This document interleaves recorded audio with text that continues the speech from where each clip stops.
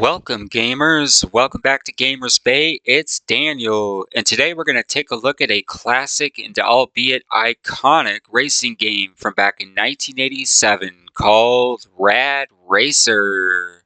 So this game was developed by SquareSoft. Now, this was long before Square merged with Enix to create the Square Enix that we more commonly know today. That merger actually didn't take place until well over a decade after the initial release of this game.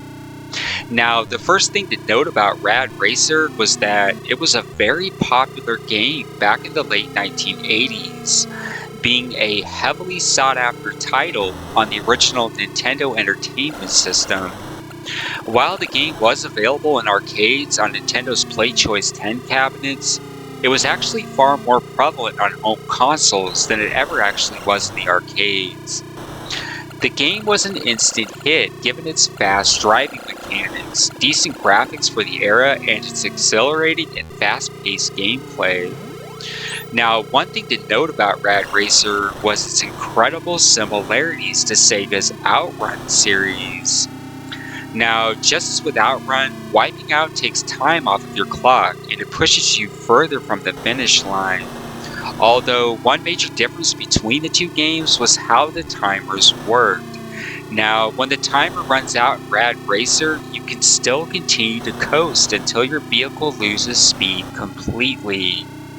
Now, this was in stark contrast to Sega's Outrun, where when the clock runs out, the game actually ends. But of course, you could always continue.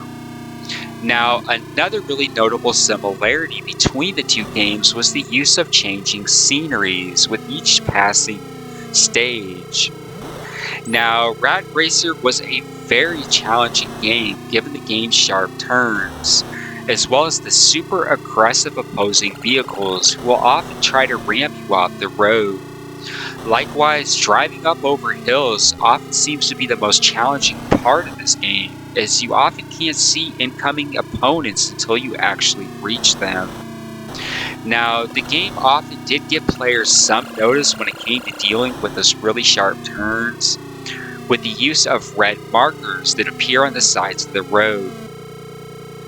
Now, one of the really great features of this classic racer was the car's turbo boost abilities, which greatly increased your speed, but at the cost of a greater likelihood of impact with other vehicles, as well as wiping out on one of the game's many treacherously wide turns.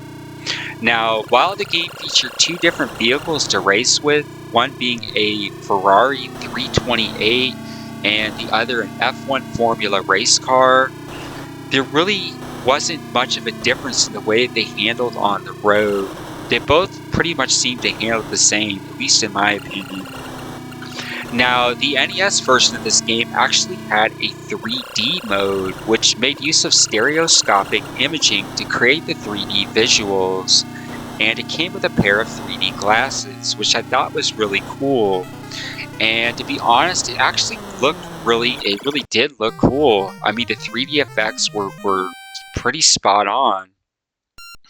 Now, hitting the select button, I think it was the select button on the NES controller, would put the game into 3D mode. I may be wrong about that, but I'm pretty sure that was the button you would hit to put it into 3D. Now, while not being as visually appealing as Sega's Outrun, Rad Racer was a game that certainly aged well. At least in my opinion it did, and it's a game that I still find to be incredibly fun to play after all these years.